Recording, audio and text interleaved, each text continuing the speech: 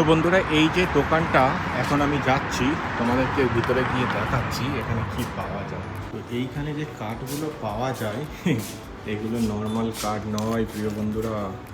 এইগুলো যদি একটুখানি জ্বালানো হয় তো পুরো বাড়ির সেন্টে ভরে যাবে। এই দেখো, এই হচ্ছে কাঠ আমার মহারানী কিনতে পাঠিয়েছে আমাকে।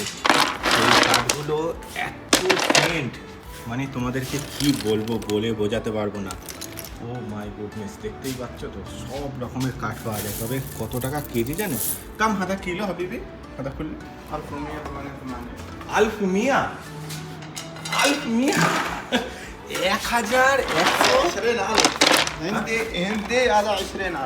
ও আচ্ছা, আমাদের দেশে নাকি 20,000 টাকা কেজি এই কাঠের, আর এখানে বলছি 1188 রিয়াল, মানে আমাদের দেশে মানে 26, 27, 28,000 টাকা কেজি পড়ছে এই কাঠগুলো।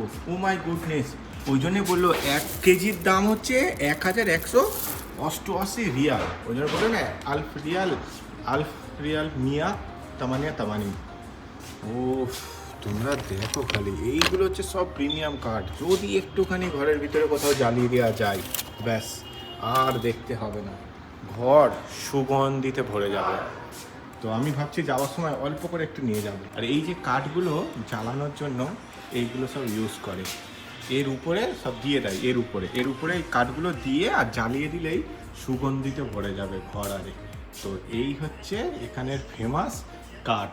তাই এই কাঠের থেকে আমার এই ডিজাইনগুলো আমার সব থেকে বেশি ভালো লাগে। দেখতে পাচ্ছ সৌদি আরবের কিন্তু যে খেজুর গাছ আর পতাকার মানে তরোয়াল যেটাকে বলা হয়, সেগুলো সব দেওয়া আছে। তো তোমাদের কেমন লাগলো অবশ্যই আমাকে কমেন্ট করে জানাবে। টাটা।